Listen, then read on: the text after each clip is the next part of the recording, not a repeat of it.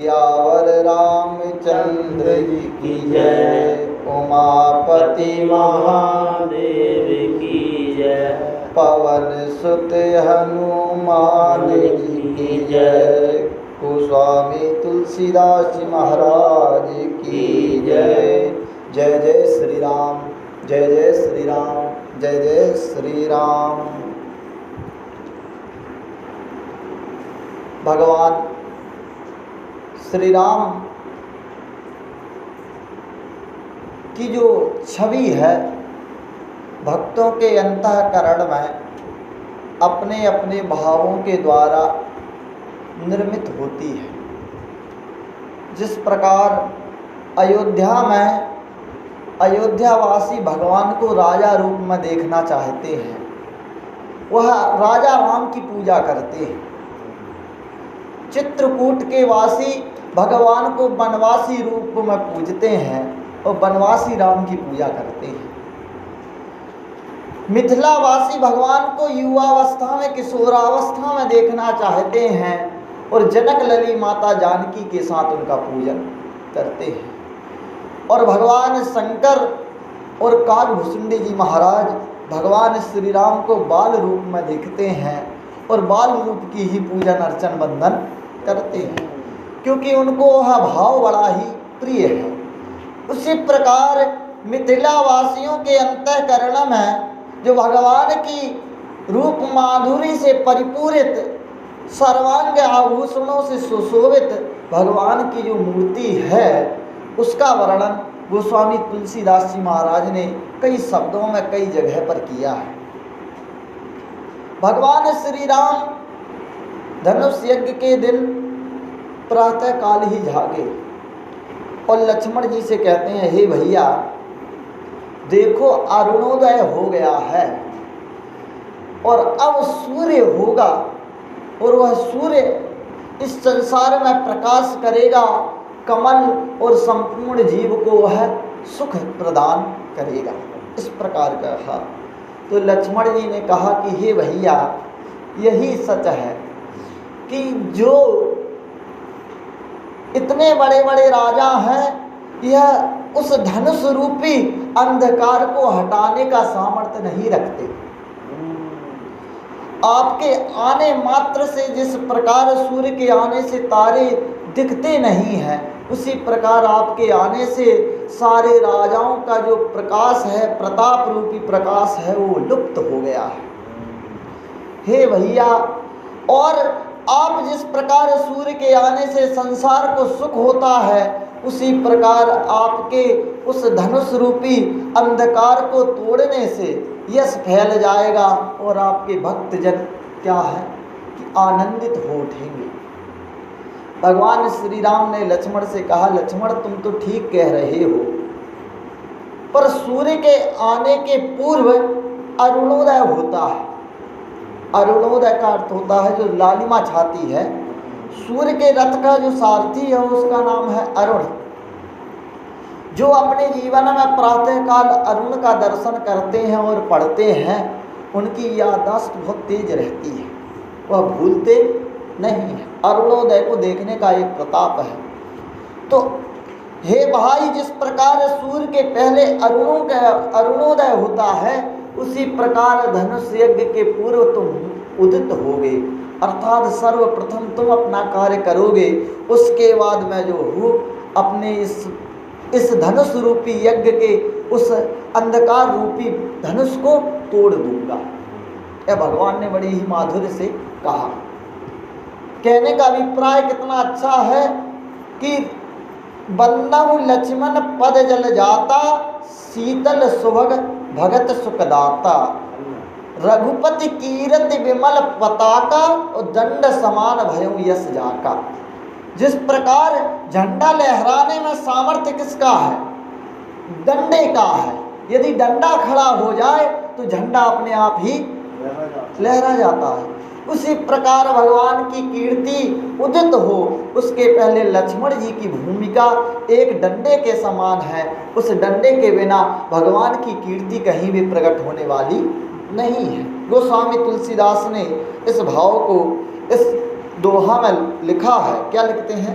अरुणोदय सकुचे कुमुद उड़गन ज्योति मलिन जिम तुम्हार आगमन सुनी भय पति बलहीन लखन सिया रामचंद्र शंकर हरि ओम जय जय सिया राम जय जय हनुमान संकट मोचन कृपाल राम। अरुणोदय होने से कुमुद सकुचा जाता है, उडगन ज्योति मलिन तारा गणों का जो प्रकाश है फीका पड़ जाता है, लुप्त हो जाते हैं। जिमि तुम्हार आगमन सुनी, लक्ष्मण जी कहते हैं हे राघवेंद्र सरकार, जिस प्रकार आपके आगमन को सुनकर भय नृपति बलहीन, राजा लोग बलहीन हो गए हैं। और इसी भाव को आगे इंगित करते हुए गोस्वामी की लेखनी लिखती है। नृप सब नखत करहीं उजियारी, डार न सकहीं चाप तम भारी। नृप सब नखत करहीं उजियारी, जो छोटे छोटे जो श्रेष्ठ राजा हैं वह तारा के समान है, जो थोड़ा थोड़ा प्रकाश तो करते हैं पर टारी न सकहीं चाप तम भारी, पर धनुष रूपी महान अंधकार को हटाने का सामर्थ्य उनका नहीं है। जी। कमल कोक मधुकर खगनाना, हर से सकल निसाय अवसाना। लखन जी कहते हैं हे प्रभु, जिस प्रकार सूर्योदय होने से कमल, चकवे, भौरे और नाना प्रकार के पक्षी आनंदित होते हैं, उसी प्रकार ऐसे प्रभु सब भगत तुम्हारे, होई टूटे धनुष सुखारे। उसी प्रकार हे प्रभु आपके भक्त भी इस धनुष रूपी अंधकार के नष्ट होने से प्रसन्न हो जाएंगे, सुखी हो जाएंगे। जी। भानु बिनु श्रम तम नासा, दुरे नखत जग तेज प्रकाशा। हे प्रभु, जिस प्रकार सूर्योदय होने से सूर्य के आने मात्र से ही अंधकार नष्ट हो जाता है, उसी प्रकार आपके आने मात्र से ही धनुष अवश्य ही टूट जाएगा। दूरे नखत जन तेज प्रकाशा, और संसार में जैसे प्रकाश फैल जाता है उसी प्रकार हे प्रभु रवि निज उदय व्याज रघुराया, प्रभु प्रताप सब निपन दिखावा। हे प्रभु, आपका यश रूपी प्रकाश तीनों लोकों में फैल जाएगा। और हे प्रभु, इस सूर्य ने आकर तो केवल यह बताया है कि आपकी महिमा क्या है, कि प्रभु प्रताप सब नृप ने दिखाया कि जिस धनुष के लिए तत्पर है हट नहीं रहा है, वह अंधकार रूपी धनुष अवश्य ही आपके आने से नष्ट हो जाएगा। जी। तब भुज बल महिमा उद्घाटी, प्रगटी धनु विघटन परिपाटी। आपकी भुजाओं के बल की महिमा को उद्घाटित करके खोल के दिखाने के लिए धनुष तोड़ने की यह पद्धति प्रकट की गई है। वास्तविकता में धनुष का अर्थ क्या था? यह विदित है कि माता जानकी भगवान की आद्य शक्ति हैं, उनका विवाह भगवान से ही होगा। बस यह धनुष का रखना या धनुष की बात का कहना इसलिए इस लीला में सम्मिलित है कि भगवान की महिमा प्रकट हो जाए, भगवान की महिमा प्रकट हो जाए। जी। बंधु वचन सुनि प्रभु मुस्काने, होय सुचि सहज पुनीत नाने। भ्राता लक्ष्मण की ऐसी माधुर्यमयी वाणी को भगवान ने श्रवण किया और मुस्कुराने लगे। और होय सुचि सहज पुनीत नहाने, फिर भगवान ने नित्य क्रिया करते हुए स्नान किया है। नित्य क्रिया करि गुरु पहि आए, चरण सरोज सुहाग सिर नाए। नित्य कर्म करके भगवान श्री राघवेंद्र सरकार गुरु विश्वामित्र के पास आए और उनके चरणों में सिर नवाया है। जी। सतानंद तब जनक बुलाए, कोस के मुनि पही तुरत पठाए। और यहाँ प्रातःकाल ही जनक जी ने अपने कुल पुरोहित सतानंद महाराज को बुलाया और कहा आप जाइए और तुरंत जाकर विश्वामित्र जी महाराज को धनुष यज्ञ में लेकर आइए। जनक विनय तिन आई सुनाई, हर से बोल लिए दो भाई। जनक विनय तिन आई सुनाई, जनक जी की विनय सतानंद जी महाराज ने जब विश्वामित्र जी को सुनाई, हर से बोल लिए दो भाई, और दोनों भाइयों को लेकर विश्वामित्र जी वहाँ से चलने लगे। जी सतानंद पद बंदी प्रभु, बैठे गुरु पई जाई। चलऊं तात मुनि करऊं तब, पठवा जनक बुलाए। लखन सिया राम चंद शंकर हरि ओम, जय जय सिया राम, जय जय हनुमान, संकट मोचन कृपा निधान। सतानंद पदवंदी प्रभु, भगवान श्री राम ने आते ही सतानंद जी के चरणों में प्रणाम किया, बैठे गुरु पहु जाई, गुरु जी के पास बैठ गए। चलहु तात मुनि कहि तब, पठवा जनक बुलाई। विश्वामित्र जी ने कहा कि हे रघुनाथ अब चलिए। जनक जी ने बुलाया।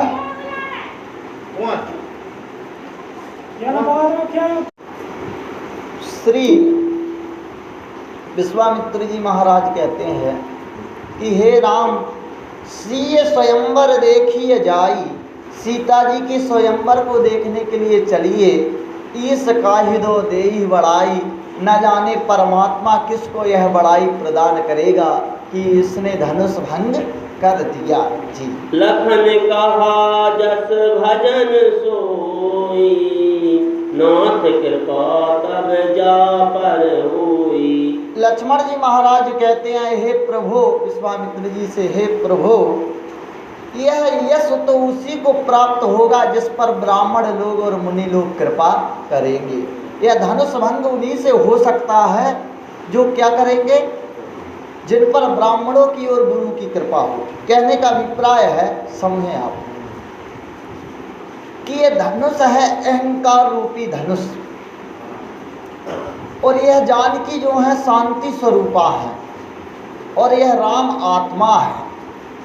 कहने का अभिप्राय है कि इस आत्मा जीव के ऊपर यदि गुरु की कृपा हो गई तो अहंकार रूपी धनुष टूट जाएगा और शांति रूपी सीता को प्राप्त होगा।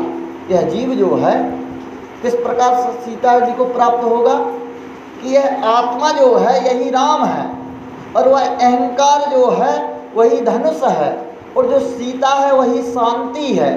कहने का अभिप्राय है कि गुरुओं की कृपा से या संतों की कृपा से यदि व्यक्ति के जीवन में अहंकार रूपी धनुष टूट गया तो उसके जीवन में शांति की उत्पत्ति हो सकती है, अन्यथा उसे शांति मिलने वाली, शांति रूपी सीता मिलने वाली नहीं है। यही अर्थ है कि यह कार्य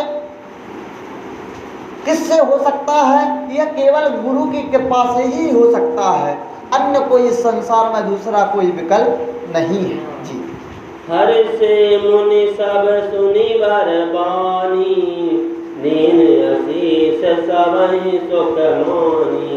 मुनि श्रेष्ठ ने जब लक्ष्मण जी की ऐसी वाणी सुनी तो प्रसन्न हो गए और उन्हें आशीर्वाद देने लगे कि आयुष्मान भव, चिरंजीवी भव, विजयी भव, इस प्रकार के आशीर्वाद दिए गए। मुनि मुनि वृंद समेत कृपाला, देखन चले धनुष मखसाला। फिर मुनिवृंद सहित मुनियों के साथ श्री रामचंद्र भगवान लक्ष्मण जी महाराज देखन चले धनुष मखसाला, धनुष यज्ञ को देखने के लिए रंग भूमि की ओर चलते हैं। रंग भूमि आए दो भाई, असि सुधि सब पुरवासन पाई। जब जनकपुर में यह समाचार फैला कि दोनों भाई मुनियों सहित रंग भूमि की ओर जा रहे हैं, तो अस सुधि सब पुरवासिन पाई, सारे पुरवासियों को इस प्रकार पता चला। तब उन सभी ने चले सकल ग्रह काज विसारे, बाल जुबान जड़ नर नारी। चले सकल ग्रह काज विसारी, बाल जवान जरठ नर नारी। सारे लोग अपने अपने कार्यों को छोड़कर बालक, युव, जवान और बूढ़े, नर नारी सभी लोग धनुष यज्ञ में रंग भूमि देखने के लिए चल दिए हैं। देखी जनक धीर भे भारी, सुचि सेवक सब लिए हकारी। तब जनक जी ने देखा कि बड़ी भीड़ हो गई है, सुचि सेवक सब लिए हकारी। सभी पवित्र और श्रेष्ठ सेवकों को अपने पास बुलाया कि अब तो रंगभूमि में बहुत भीड़ हो गई है। तब जी तुरत सकल लोगन पहिया जाहू, आसन उचित देह सब काहू। तुरंत उन्होंने कहा कि जाओ, तुरंत ही सब लोगों के पास जाकर सभी को उचित आसन की व्यवस्था करो, आज तो रंगभूमि में बहुत भीड़ हो गई है। जी कहि मृदु बचन विनीत तिन्ह, बैठा रे नर नारी। उत्तम मध्यम नीच लघु, निज निज थल अनुहार। लगन सिया राम चंद्र शंकर, हरि ओम जय जय सिया राम, जय जय हनुमान। संकट मोचन कृपाल राम। कहीं मृदु वचन विनीत तिन बैठा रे नर नारी। सेवकों ने देखा कि जनकपुरी में कहीं मृदु वचन विनीत तिन बैठा रे नर नारी, उत्तम मध्यम नीच लघु निज निज थल अनुहारी। जब देखा कि सभी लोग आ गए हैं जनकपुर के, तो बड़ी ही कोमल वाणी के साथ दूतों ने, सेवकों ने कहा कि आप थोड़ा ठहरिए और सबको यथा योग्य स्थान पर, जो जहाँ के योग्य था, उत्तम जो श्रेष्ठ थे उन्हें उत्तम स्थान पर बिठारा, मध्यम लोगों को, मध्यम वर्गीय को मध्यम में बिठारा और निकृष्ट लोगों को नीचे आसन पर सभी को बिठा रहा है। इस प्रकार सभी लोग उस रंगभूमि में आराम के साथ बैठ गए। राजकुंवर ते ही अवसर आए, मनहु मनोहर तातन जाए। उसी समय जब सभी लोग बैठ गए तो भगवान श्री राम लक्ष्मण जी महाराज के साथ आते हैं। मनहु मनोहर तातन छाए, ऐसे लग रहा है कि मनोहरता अर्थात मनोरमता उनके शरीर में छा रही है, वो सबके मन को हरने वाले हो गए। मन के चित्त का आकर्षण भगवान ने उसी समय आते ही कर लिया।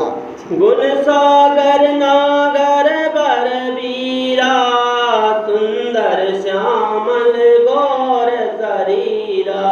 गुण सागर, गुणों के सागर भगवान नागर, चतुर, श्रेष्ठ वीर, सुंदर श्यामल गौर शरीरा, सुंदर और श्यामल शरीर के साथ वहाँ पर पहुँचते हैं। राज समाज विराजत रूरे, उड़गन मौजन जुग विद पूरे। ऐसा लग रहा है कि उस राज समाज में नक्षत्रों के बीच में दो चंद्रमा आ गए हों, अर्थात सारे राजा वहाँ तारे के समान हैं और भगवान राम और लक्ष्मण दो चंद्रमा के समान प्रतीत हो रहे हैं। जिनके रही भावना जैसी, प्रभु मूर्ति तिन देखी तैसी। भगवान श्री राम उस धनुष यज्ञ रंग भूमि में पधारे तो जिसकी जिस प्रकार भगवान से भावना थी उसी प्रकार भगवान ने उनको दर्शन दिए। जिस प्रकार, कैसे? देखई रूप महारन धीरा, मनहु वीर रसुधर शरीरा। जिसकी जैसी भावना होती है भगवान उसे उसी प्रकार का फल देते हैं। जो बड़े राजा वीर थे, रणधीर थे, जो बड़े साहसी थे, भगवान उन्हें ऐसे दर्शन हुआ जैसे कि वीर रस स्वयं ही शरीर धारण करके आ गया हो, अर्थात वीरता की पराकाष्ठा भगवान में देखने को वीरों को प्राप्त हुई। जी। डरे कुटिल नृप प्रवाहिन हारी, मनहु भयानक मूरति भारी। जो कुटिल राजा थे, जिनके मन में छल था, छिद्र था, वह डरे, उन्हें डर हो गया। क्या हो गया? डर कहाँ होता है? देखिए, आप समझिए, जहाँ पाप होता है वहाँ डर होता है। क्या होता है? जैसे कहा कि जैसे कि बहुत बड़ी लेखनी जब श्री वेदव्यास जी महाराज ने कहा कि हे प्रभु शंकर, मैं महाभारत लिखना चाहता हूँ, तो शंकर जी ने कहा कि मेरे पुत्र को आप ले जाइए, पर यह याद रखिए कि पुत्र लिखेगा, आप उससे बात कर लीजिए। व्यास जी महाराज आए, कहने लगे, हे गणेश भगवान, आप तो साक्षात स्वरूप हैं, ज्ञान के स्वरूप ही हैं, आप हमारे महाकाव्य को लिख दीजिए, मैं बोलता रहूँगा, आप लिखते जाना। तो वेद व्यास जी महाराज ने कहा, तो भगवान गणेश ने कहा कि आप बोलते जाएंगे, मैं लिखता जाऊँगा, पर मेरी शर्त है कि आप बंद नहीं होंगे। आप यदि कहीं बोलना बंद कर दिए तो मैं वहाँ लेखनी चलाया और रख दूंगा, उसके बाद मैं आगे लिखूंगा नहीं। तो व्यास जी महाराज ने कहा कि प्रभु, हमें आपकी यह जो शर्त है ये स्वीकार है, पर हमारी भी एक बात है कि आप बिना समझे कोई भी शब्द नहीं लिखेंगे, अर्थात एक भी शब्द लिखेंगे तो पहले समझ लेंगे तब लिखेंगे, और इतने में जब तक आप समझेंगे तब तक मैं हूँ दूसरा श्लोक बना दूंगा। तो ऐसा प्रसंग बढ़ाने के लिए लिखते गए। तो एक ऐसा श्लोक, कई श्लोक है, जैसे युधिष्ठिरस्य जा कन्या नकुलेन सह विवाहिता, पूजितो सहदेवेन सा कन्या वरदायिनी। श्री युधिष्ठिर की जो कन्या है उसका विवाह नकुल से हुआ, सहदेव ने उसकी पूजा की, वह कन्या वर देने वाली है। अब गणेश जी ने यह लिख तो दिया पर समझ में नहीं आया, क्योंकि युधिष्ठिर, नकुल, सहदेव ये तो तीनों भाई हैं, इनकी कन्या का विवाह किस प्रकार से संभव है? तब बहुत देर तक सोचते रहे श्री गणेश महाराज। तब उन्होंने लिखा, उन्होंने समझा कि युधिष्ठिर का अर्थ होता है युद्धे स्थितः इति युधिष्ठिरः, अर्थात हिमालय। युधिष्ठिर एक नाम हिमालय का भी है। युधिष्ठिर की कन्या है पार्वती, नकुलेन जिसका कोई कुल ही नहीं है, माता पिता दोनों नहीं है, ऐसे हैं भगवान शंकर, उनके साथ उनका विवाह हुआ। पूजितो सहदेवेन, सारे देवताओं ने उनकी पूजा की, सा कन्या वरदायिनी, वह कन्या कैसी है? वर देने वाली है। वही श्री वेदव्यास जी महाराज ने एक पंक्ति और लिखी कि जब नगाड़े बजने लगे महाभारत के, तो नगाड़ों की आवाज सुनकर दुर्योधन का हृदय डर के कांपने लगा और पांडवों पर उसका कोई भी प्रभाव नहीं पड़ा। तो वहां पर लेखनी रोक दी। श्री गणेश जी महाराज ने विचार किया कि आदमी को डर लगता है पाप के कारण, आज यह दुर्योधन डर रहा है क्योंकि इसने पाप किए हैं और निष्पाप हैं पांडव, इसलिए इनके मन में कोई भी शंका नहीं है। तो डरे कौन? जो कपटी थे उनके मन में डर हुआ और भयानक मूर्ति के रूप में जैसे भय उत्पन्न हो, ऐसी मूर्ति भगवान की उन्हें दिखाई पड़ी। जी। रहे असुर छल छून पे बेसा, तिन प्रभु प्रगट काल सम देखा। छल से जो राक्षस राजा के रूप में बैठे हुए थे, उन राक्षसों को भगवान काल के समान दिखाई दिए कि हमारी तो मृत्यु ही सामने खड़ी है, आ गई है। पुरवासिन देखे दो भाई, नरभूषण लोचन सुखदाई। नगर निवासियों ने भगवान श्री राम की मूर्ति को ऐसे देखा जैसे आँखों को सुख उत्पन्न हो। क्या हो? आँखें कुछ भी देख लें, आँखों को सुख कब उत्पन्न होता है? आँखें प्रसन्न होती हैं बड़ी आँख देखकर। क्या देखकर?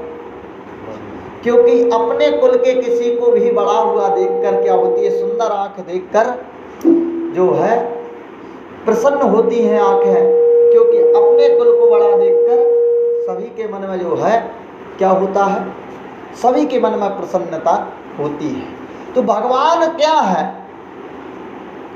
वह आँखों को सफल करने वाले हैं, इसलिए सबको आँखों में अत्यंत सुख की अनुभूति हुई कि यह तो दर्शनीय है। कैसे हैं? अवश्य देखी यही देखन जोगु, अर्थात देखने योग्य है ऐसा भाव करके सभी लोग भगवान को देखने लगे।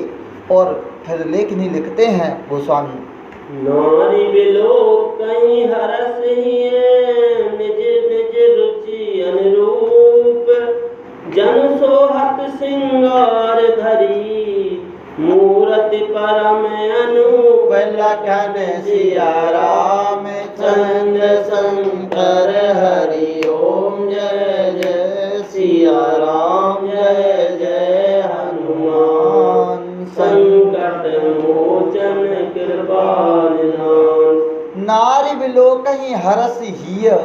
भगवान राम आ रहे हैं तो स्त्रियां अपनी अपनी रुचि के अनुसार मन में प्रसन्नता का अनुभव करते हुए देख रही हैं। जन सोहत श्रृंगार धरी मूर्ति परम अनूप, ऐसा लग रहा है कि स्वयं श्रृंगार ही शरीर धारण करके खड़ा हो। श्रृंगार रस जो है स्वयं शरीर धारण करके रंगभूमि में आ गया हो। इस प्रकार का भाव नगर जनकपुर की स्त्रियों के मन में जागृत हो रहा है। जी। विदुषण प्रभु विराट में दीसा, बहुमुख कर पग लोचन सीसा। जो विद्वान उस सभा में विराजित थे, उन विद्वानों को भगवान विराट रूप में दर्शन दिए। किस रूप में? सहस्रा रेखा पुरुखा सहस्राक्षा, अर्थात जिसके सिर बहुत हैं, जिसकी आंखें बहुत हैं, जिसकी भुजाएं बहुत हैं, जिसके पैर बहुत हैं, इस प्रकार का जो रूप है, ऐसा विराट रूप में दर्शन विद्वानों को वहाँ प्राप्त हुआ। जी।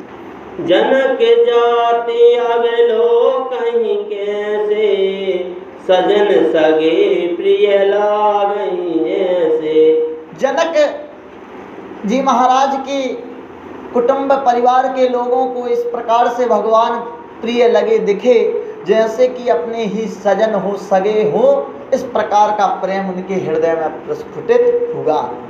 सहित विदेह बिलोकहि रानी, शिशु सम प्रीत न जाति बखानी। सहित विदेह, श्री जनक जी महाराज सहित माता सुनैना ने भगवान को ऐसे देखा जैसे वात्सल्य अर्थात शिशु के रूप में देखा। किस रूप में? शिशु बालक के रूप में भगवान को देखा है। शिशु सम प्रीति न जाति बखानी, उनके प्रेम का तो वर्णन ही नहीं हो सकता। अद्भुत प्रेम। जी। जोगिन परम तत्वमय वासा, शांत शुद्ध सम सहज प्रकाशा। योगियों के मन में भगवान श्री राम शांत चित्त स्वरूप वाले प्रकाश के रूप में दिखाई दिए। किस प्रकार? योगियों को भगवान किस रूप में देखे? शांत चित्त और किसके रूप में? प्रकाश के रूप में भगवान दिखाई दिए। जी। हरि भक्तन देखे दो भ्राता, इष्ट देव सब सुख दाता। हरि भक्तों ने, भगवान के भक्तों ने भगवान को इष्ट देव के रूप में दर्शन प्राप्त हुआ। इष्ट रूप के रूप में भगवान को वह दिखाई दिए। जी। राम ही चितव भाए जेहि सिया, सो स्नेहु सुख नहीं कतनिया। राम जी को जिस भाव के साथ जनक लली जानकी जी देखती हैं, वह तो सो स्नेह सुख नहीं कतनिया, वह सुख और वह स्नेह कहने योग्य नहीं है। गोस्वामी कहते हैं, क्या कहते हैं? और अनुभवति न कही सके सो, कवन प्रकार कहे कवि को। वह जो भाव है वह तो श्री जनक लली के अंतःकरण में जो भाव है वह तो वही जान सकती हैं। कवन प्रकार कहे कवि को, अर्थात कोई भी ऐसा व्यक्ति नहीं है, ऐसा कोई कवि नहीं है कि जानकी जी के प्रेम को या जानकी जी के अंतःकरण में जो भाव है उसका वर्णन कर सके। यह विधि रहा जाए जस भाऊ, तेहि तस देखऊं कौशल राऊ। यही विधि रहा जाहि जस भाऊ, जिसको जिस प्रकार के भाव रहा उस प्रकार से भगवान ने उसको दर्शन दिए। अर्थात भगवान है क्या? भगवान तत्वमय प्रकाशमय है, पर लोगों ने अपने अपने रूप से उसको क्या है देखा है। जिसका जैसा भाव है उस रूप में भगवान उसे दिख गए हैं। यदि आपका भाव किसी वृक्ष के प्रति है तो उस वृक्ष में भी भगवान है। और जो श्रेष्ठ अर्थात जो संत लोग हैं, भक्त लोग हैं, वो उन्हें भगवान के पत्थर के विग्रह में भगवान के दर्शन होते हैं, क्योंकि उनकी आस्था उसी से जुड़ी हुई है। और कुछ लोग ऐसे हैं जिन्हें इस संसार में हर व्यक्ति के अंतःकरण में भगवान दिखते हैं, वो है विमल परमहंस स्वरूप संत। तो उन्होंने कहा सिया राम मैं सब जग जानी, करहूँ प्रणाम जोरी जुग पानी। अर्थात जिसका जैसा भाव है उन संतों को भगवान की छवि हर व्यक्ति में हर जगह हर स्थान पर दिखाई देने लगी, तो भगवान हर जगह उन्हें प्रकट हो रूप में दिखते हैं। इस प्रकार का भाव है। भावा नाम विद्यते देवा, देवता कहाँ है कि जहाँ भाव है वहाँ देवता है, और जहाँ भाव नहीं है वहाँ पर देवता रहने वाले नहीं है। भाव है तो देवता है, अन्य कोई नहीं है। जी।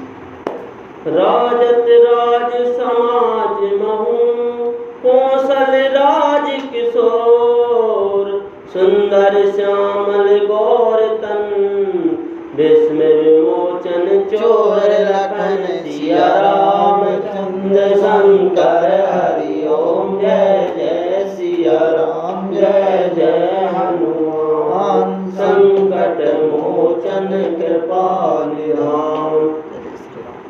राजत राज समाज महू, राज समाज में उस रंग भूमि में जो राजा लोग बैठे थे, उन राजाओं के मध्य में कौशल राज किशोर, कौशल राज किशोर श्री रामचंद्र भगवान लक्ष्मण जी महाराज ऐसे सुशोभित हो रहे हैं कि सुंदर श्यामल गौर तन, सावला और गौर वर्ण है, विश्व विलोचन चोर, विश्व के आँखों को चुराने वाले हैं। किस प्रकार के चोर हैं? अर्थात चोरी की जो कर्म है, चोरी की जो क्रिया है, उसमें यह कहा जाता है कि वह चोर इतना दक्ष है कि आँख का काजल चुरा ले। अर्थात सबसे बड़ी श्रेष्ठता कहाँ तक दी गई कि आँख का काजल चुरा ले, वह सबसे श्रेष्ठ चोर है। और यह ऐसे चोर है कि ये आँखों को ही चुरा लेने वाले हैं। चोर जब चोरी करता है तो मूर्ख का घर देखता है कि मूर्ख घर के यहाँ हम चोरी, और यह तो बड़े बड़े विद्वानों के दिल की चोरी करने वाले। और बड़ी बात यह है कि चोर जो देखता है कि हम रात्रि में चोरी करेंगे, और यह भगवान श्री राम ऐसे चोर हैं कि दिन में राजाओं के समाज में बीच में ही आँखों की चोरी कर ले रहे हैं। अब जब किसी की आँख की ही चोरी हो गई तो फिर वो देखेगा क्या? वो देखेगा किससे? इस प्रकार का बड़ा भाव है कि भगवान की तरफ चारों ओरों से सबकी दृष्टि केवल भगवान को ही देख रही है। जी। सहज मनोहर मूर्ति दो, कोटिका में उपमा लघु सो। कि दोनों मूर्तियां स्वभाव से ही क्या है? सुंदर है। भगवान राम लक्ष्मण दोनों स्वभाव से ही सुंदर हैं। मैं कहूँ कि करोड़ों कामदेव के समान यदि उनकी सुंदरता है तो यह उपमा भी छोटी है। क्योंकि करोड़ों जुगनियाँ जिस प्रकार सूर्य नहीं हो सकती, उस प्रकार करोड़ों कामदेव भगवान की तुलना नहीं कर सकते। जी। चंद निंदक मुख नीके, नीरज नयन भाव तेजी के। शरद चंद्रमा के समान भगवान की जो क्या है मूर्ति है, और निंदक मुखनी के शरद पूर्णिमा के चंद्रमा के मुख को ही तिरस्कृत कर दे, इस प्रकार भगवान का मुख है। नीरज नयन भाव तेजी के, और कमल नयन भगवान के तो अंतःकरण में बड़े ही भाव उत्पन्न कर रहे हैं, भा रहे हैं, मन को लुभाए रहे हैं। चितवनी चारु मार मनोहरनी, भावत हृदय जात नहीं भरनी। भगवान जिसे देख ले रहे हैं तो ऐसा लग रहा है कि वह कामदेव को ही हरण करने वाले हों, कामदेव के मन का भी हरण कर ले, इस प्रकार भगवान के देखने की दृष्टि है। और वह चिबुक अधर सुंदर जी की भावती हृदय जाति नहीं वर्णनी, वह भगवान की जो चितवन है, दृष्टि है, वह भाती है, उसका वर्णन नहीं हो सकता। जी। कल कपोल श्रुति कुंडल लोला, चिबुक अधर सुंदर मृदु बोला।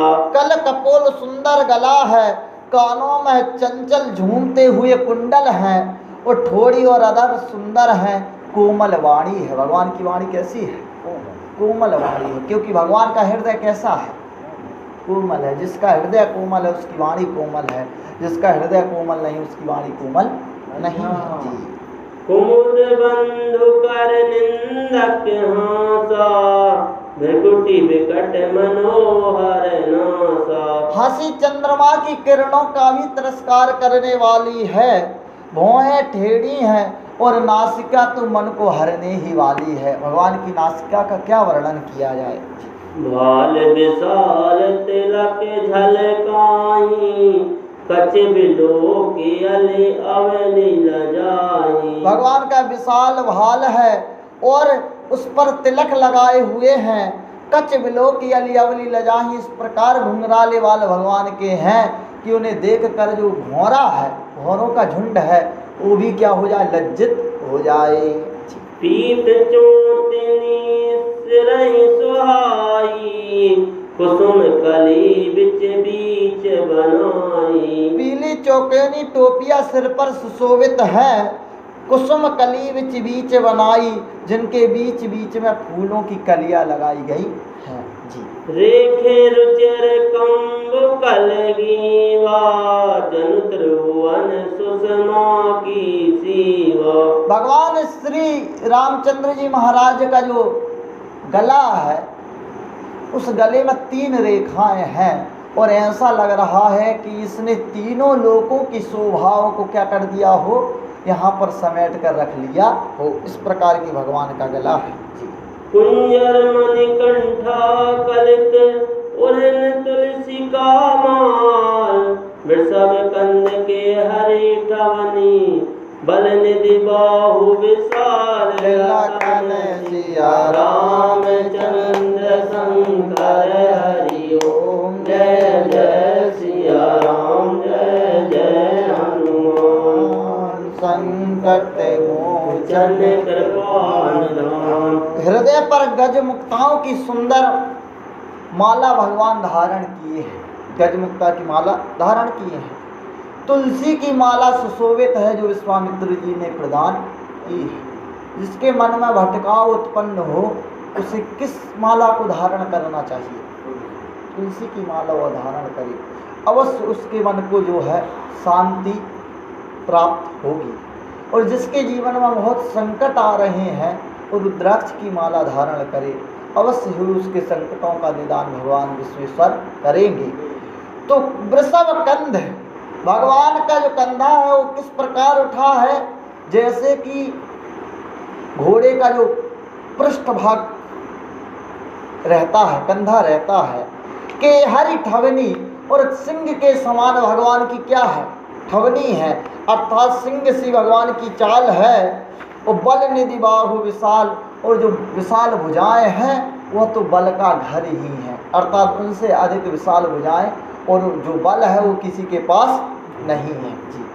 कटि तुनीर पीत पट बांधे, कर सर धनुष बाण बर कांधे। कटि तुनीर कमर में तरकस और पीतांबर बांधे हुए हैं। तरकस कहाँ है भगवान का? कमर में बांधा है। और कर सर धनुष बाम बर कांधे, हाथ में बाण लिए हैं और बाएं सुंदर कंधे पर धनुष को धारण किए हुए हैं। बाईं तरफ क्या है? धनुष धारण किए हैं भगवान जी। पीत जाग्योपवीत सुहाए, नख सिक मंजू माचा बिछाए। भगवान का पीला जनेऊ है। कैसा जनेऊ? पीत जनेऊ है। देखिए जो जनेऊ होता है यह लोग धारण करते हैं। इसमें 3 धागे होते हैं। कितने धागे होते हैं? और यह बताना चाहता है जीव को, ऋषियों की यह भाव रहा कि हम 3 ऋणों से बंधे हुए हैं। कितने ऋण हमारे ऊपर? 3 ऋण। एक है देव ऋण, जो सूर्य हमें प्रकाश देता है, क्या हमारा उत्तरदायित्व तो नहीं है कि इसके प्रति हम आभार व्यक्त करें? जो वायुदेव हमें क्या है? प्राण दे रहे हैं, क्या हमारा यह कर्तव्य नहीं है कि हम उनके प्रति कुछ करें? तो जीव के ऊपर सबसे पहले कौन सा ऋण है? देव ऋण। जिस पिता ने, जिनके वंश में हम उत्पन्न हुए, जिन वंश की परंपरा में हमें प्रदान किया गया, हमारा उन माता पिता के प्रति भी कुछ कर्तव्य है। वह है पितृ ऋण। वो कौन सा ऋण है? और जिन ऋषियों के द्वारा हमें ज्ञान प्राप्त हुआ है, वह ऋषियों के प्रति हमारा जो ऋण है उसे क्या कहते हैं? ऋषि ऋण। क्या कहते हैं? ऋषि ऋण। तो ये 3 ऋणों से सभी व्यक्ति आबद्ध हैं, बंधे हुए हैं। हर जीव के ऊपर 3 ऋण हैं: देव ऋण, ऋषि ऋण और पितृ ऋण। तो भगवान श्री राम यह बताना चाहते हैं कि संसार में मैं भी आया तो मैंने भी यह स्वीकार किया कि मैं 3 ऋणों में आबद्ध हूं, कि मैंने भी 3 ऋणों में आबद्ध हूं। यही हमें जानना चाहिए। अब तीनों ऋणों को मुक्ति करने का, तीनों ऋणों से मुक्त होने का उपाय क्या है? तो इसके उपाय तो शास्त्रों में बहुत हैं, पर सबसे सुगम उपाय है कथा श्रवण। कौन सा उपाय है? इस कथा को सुनने से केवल आपको ही जो है कल्याण नहीं हो रहा है, आपकी ही सद्गति नहीं हो रही है। जब तक जिसका पुत्र या पौत्र कथा श्रवण करता है, उसके जो पितर होते हैं उन्हें स्वर्ग में अमृत प्रदान किया जाता है। कथा का महत्व कितना है कि उन्हें, यदि वो स्वर्ग में है तो हमें अमृत प्रदान किया जाएगा। यदि वह इस संसार में अवतीर्ण हो चुके हैं तो उन्हें अन्न और जल के रूप में यह प्राप्त होता है। समझ रहे हैं? और इसी के कारण से हमारे जीवन में जो लोग, हमारी 7 पीढ़ी माता की और 7 पिता की इस कथा श्रवण मात्र से, भक्ति करने से तर जाते हैं, तो हमारा पितृ ऋण भी क्या होता है? मुक्त हो जाते हैं। और तीसरा ऋण है ऋषि ऋण। तो ऋषियों की बातों पर अमल करने से, ऋषियों को बात को समझने का प्रयास करने से हम ऋषि ऋण से क्या हो जाते हैं? मुक्त हो जाते हैं। तो सबसे सरल उपाय है इस संसार में क्या? कथा। कथा के समतुल्य इस संसार में कोई रस। इस संसार में 3 विशिष्ट दान कहे गए, एक कन्यादान और एक है अन्नदान और एक है कथा दान। क्या है? 3 दान है और यह तीनों दान एक दूसरे के पूरक है। वास्तविकता में कोई कन्यादान है नहीं, पर यह ऋषियों की क्या उदार बुद्धि है कि उन्होंने कन्या के दान को, विवाह को यज्ञ कर दिया। क्या कर दिया? विवाह की परिभाषा करने को, विवाह को क्या कहा गया हमारे संतों ने? यज्ञ कहा है। और जो विवाह में विघ्न डालते हैं वह मारीच है, सुबाहु है, वही मारुत, सुबाहु और ताड़का है जो दूसरे का घर नहीं बसने दे रहे। क्या हुआ? अब देखिए आप, जो विवाह यज्ञ है उसमें हम कराते हैं भोजन सभी को, तो अन्न का दान भी हो जाता है, कन्यादान। और अब कहते हैं कि भैया सब हो गया है, अब सत्यनारायण व्रत कथा सुन लीजिए, आपका कल्याण ही कल्याण हो जाए। अर्थात 3 श्रेष्ठ दानों की महिमा है, उसमें भी सबसे श्रेष्ठ दान जो है, क्योंकि कन्यादान तो भैया विशिष्ट है, उसको क्या कहें, अन्नदान तो कुछ कह ही नहीं सकते, पर कथा दान भी इन सब में महत्वपूर्ण है कि कथा जो है जीव के मन को तृप्त करने वाला है। आप भोजन से कितनी देर तृप्त हो सकते हैं, 1 दिन 2 दिन, पर कथा से आपका जीवन धन्य हो जाएगा। आपके जीवन में लोभ मोह मद नष्ट हो जाएंगे और आपके जीवन में जो तृप्ति आएगी, जो मन में संतोष उत्पन्न होगा, वह हो सके तो आपके जीवन भर बना रहेगा। इस प्रकार की यह अमृतमयी कथा है कि पीत यज्ञ उपवीत सुहाए, नक्सिक मंजू महाछवि छाए। अब भगवान को तो वही जान सकता है, उनकी रूप माधुरी का वर्णन वो भी नहीं कर सकता जिसने देखा है, तो हम बिना देखे किस प्रकार भगवान का वर्णन कर दें। वो महाछवि छाए हुए हैं, उनकी शोभा का कोई पार नहीं है। देख लोग सब भय सुखारे, एकटक लोचन चलत न तारे। भगवान श्री राम लक्ष्मण जी महाराज सहित रंग भूमि में आते हैं तो सभी लोग सुखी हो गए।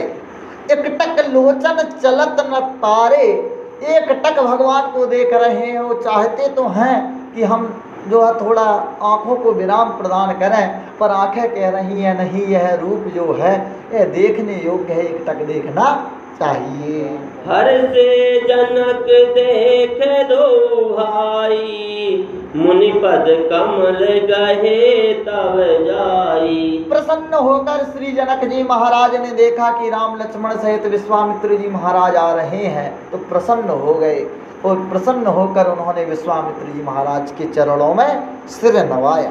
कर बिनती निज कथा सुनाई, रंग अवन सब मुनाई दिखाई। फिर विनती करने लगे। भगवान श्री विश्वामित्र जी महाराज को जनक जी महाराज बतलाते हैं कि हे प्रभु, यह धनुष यज्ञ हमें परशुराम जी महाराज देकर गए। किसने दिया है? परशुराम महाराज ने जो है यह धनुष दिया, हमको प्रदान किया कि आप इस भगवान शंकर के धनुष की पूजा अर्चना कीजिए। हम नित्य इसका पूजन करते थे और सीता जी की जो माता है सुनैना, इसको स्वयं ही क्या करती थी, सफाई किया करती थी। एक बार किसी कारणवशात वह नहीं गई, तो उसी समय माता जनक लली वहाँ पर गई और देखा कि बहुत गंदा है, और उसको एक हाथ से उठा दिया और उसके बाद लीप कर जो है क्या किया, शुद्ध कर दिया। मैंने देखा जिस धनुष को उठाने का सामर्थ्य इस संसार में किसी का नहीं है, जैसा परशुराम जी महाराज रख कर गए थे वैसा ही रखा था। किसी ने उठाया तो पहली बार उठा देखकर मैंने सोचा कि क्यों ना इस कन्या का विवाह उससे किया जाए जो इन जानकी के समान ही अतुलित बल वाला हो, जो इस धनुष को उठा सके। और हे प्रभु, यह 1 वर्ष से धनुष यज्ञ चल रहा है, आज इसका अवसान दिन है, अंतिम दिन है। आप इस पर कुछ कृपा कीजिए कि हमारा यज्ञ परिपूर्ण हो, क्योंकि आप यज्ञ परिपूर्ण कराने के लिए ही राम लक्ष्मण को लेकर आए हैं और सबका कार्य सफल किए हैं, तो हमारे ऊपर भी कृपा कीजिए। इस प्रकार कहा।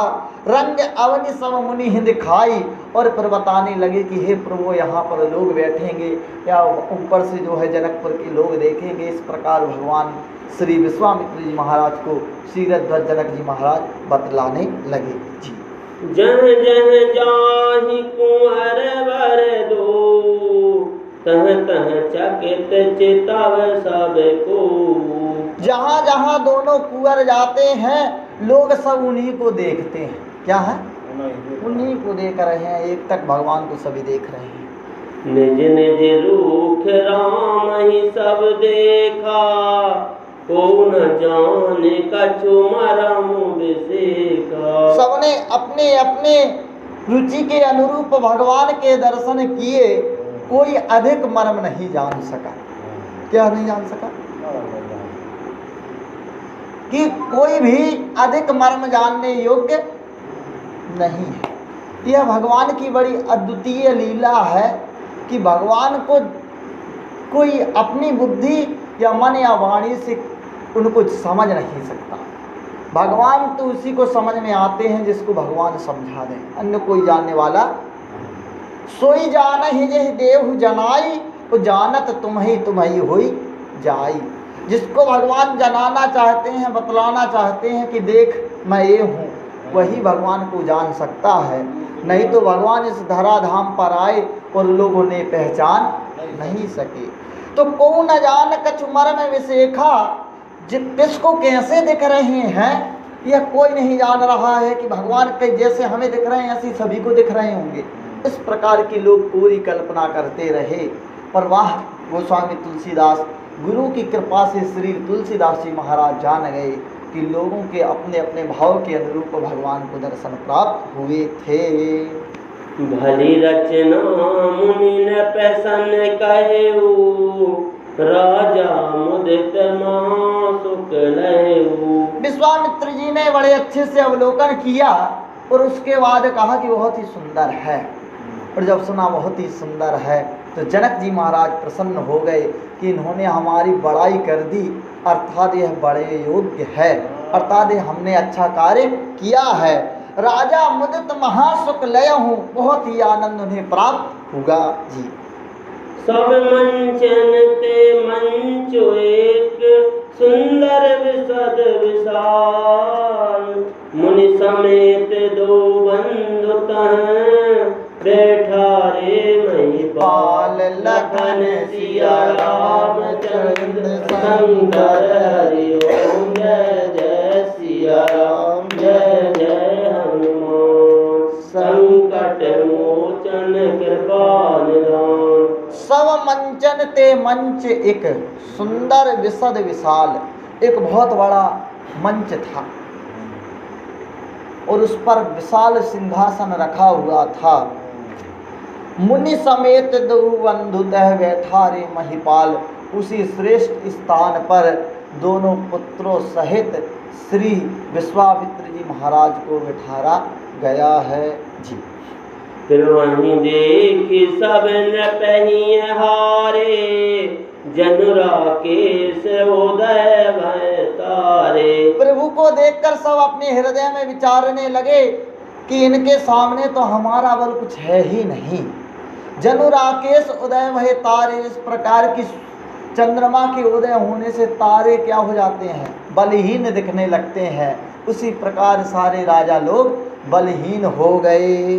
अस प्रतीत सबके मन माही, राम चाप तो रब सक नाही। सबके मन में यह भाव था कि अस प्रतीत सबके मन माही, कि अवश्य ही यह राम इस धनुष यज्ञ को, धनुष को तोड़ देंगे और धनुष यज्ञ को सफल करेंगे। बिनु भंजे भव धनुष विशाला, मिलहि सिय राम और माला। और यदि यह धनुष को उठाएंगे नहीं, तोड़ेंगे नहीं, तो भी अवश्य ही माता जानकी इनको जो है वरण कर लेगी और इन्हें पुष्पहार डाल लेगी जी।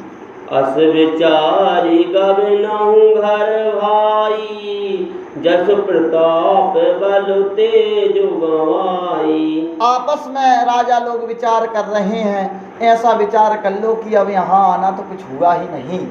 राम जी का जानकी जी के साथ विवाह हो जाएगा।